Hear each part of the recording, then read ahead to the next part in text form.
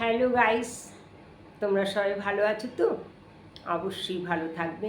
তোমরা ভালো থাকলেই আমরা ভীষণ খুশি হব, আনন্দিত হব। কারণ তোমাদের নিয়েই আমাদের সব। এই যে তোমাদের সামনে একটু আসি বসি, কিছু কথা বলি, এটাই আমাদের কাছে অনেক পাওয়া। যাই হোক বন্ধুরা, লতার ডায়েরি চ্যানেলে সকলকে জানাই স্বাগত। আচ্ছা, ভিডিও শুরু করার আগেই আমি বলছি, এই যে কাতলা ক্যাপসিকাম যে রেসিপিটা আমি করেছি, আমাকে সাবস্ক্রাইব করা হয়েছিল দুজন, এমনকি কমেন্ট করা হয়েছে, লাইক করা আছে, শেয়ার করেছে। আমি ভীষণ ভীষণ খুশি। তার জন্য তোমাদেরকে জানাই আন্তরিক শুভেচ্ছা ও ভালোবাসা। এবং আমি তোমাদেরকে মানে থ্যাংক ইউ, মানে অসংখ্য ধন্যবাদ তোমাদের প্রতি রইল। যাই হোক, তবে আমি নাম পাইনি।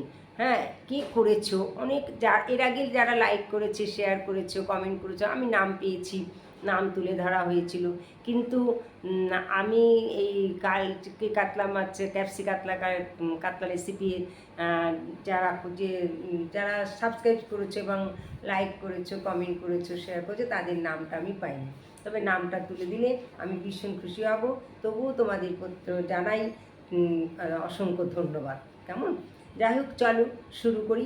আজকে আমি তোমাদের কাছে যে ভিডিওটা নিয়ে এসেছি, সেটা হলো দোকান ও ব্যবসায়িক প্রতিষ্ঠান।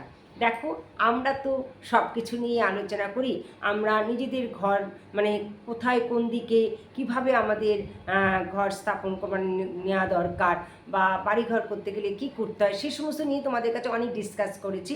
আজকে তোমাদের কাছে আমি বলবো দোকান ও ব্যবসায়িক প্রতিষ্ঠান। বাস্তুশাস্ত্রে আবাসীয় ভবনের অনুরূপ ব্যবসায়িক কেন্দ্র। দোকান বা বাণিজ্যিক আবাসনের ক্ষেত্রে বাস্তুশাস্ত্রের সিদ্ধান্ত ও নিয়ম মেনে চললে সুফল পাওয়া যাবে। এ বিষয়ে কয়েকটি বিশেষ ক্ষেত্রে খেয়াল রাখতে হবে। দেখো, বলা হচ্ছে যে তোমরা বাস্তুশাস্ত্রে সিদ্ধান্ত নিয়ম মেনে যদি চলো, তাহলে তোমরা সুফল পাবে দোকান ও ব্যবসায়িক প্রতিষ্ঠানের জন্য। সেই জন্য তো কয়েকটা নিয়ম আছে, সেগুলো তোমরা মেনে চলো, সেগুলো তোমাদের খেয়াল রাখতে হবে। 1 নম্বর বলা হচ্ছে, ব্যবসায়িক প্রতিষ্ঠান নির্মাণের ক্ষেত্রে যথাসম্ভব উত্তর পূর্বাংশে ভূমি ফাঁকা রেখে ব্যবসা গৃহ নির্মাণ করতে হবে। 2 নম্বর, জলের সংস্থান ঈশান, উত্তর কিংবা পূর্ব দিকে করতে হবে।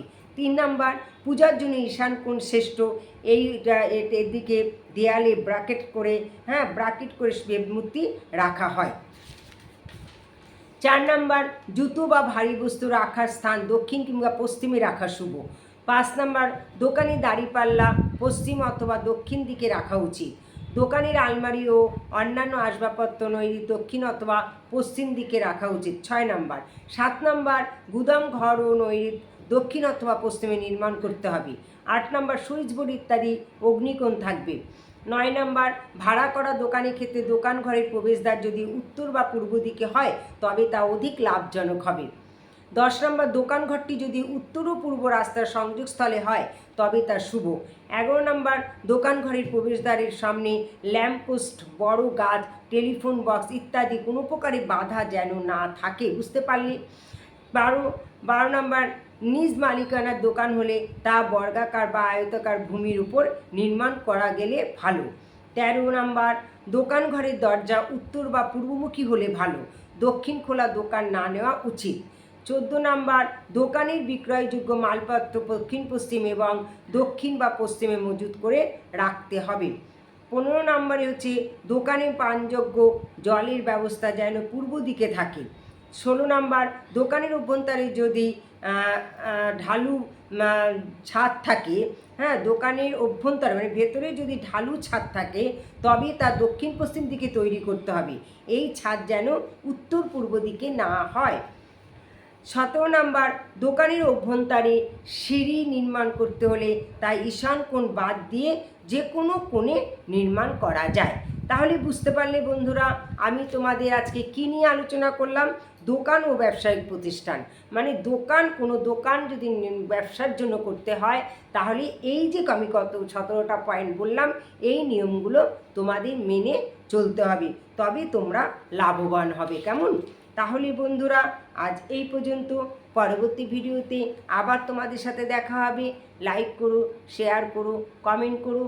আর আমার চ্যানেলটা ভালো লাগলে, লতার ডায়েরি চ্যানেলটা ভালো লাগলে সাবস্ক্রাইব করো। টাটা।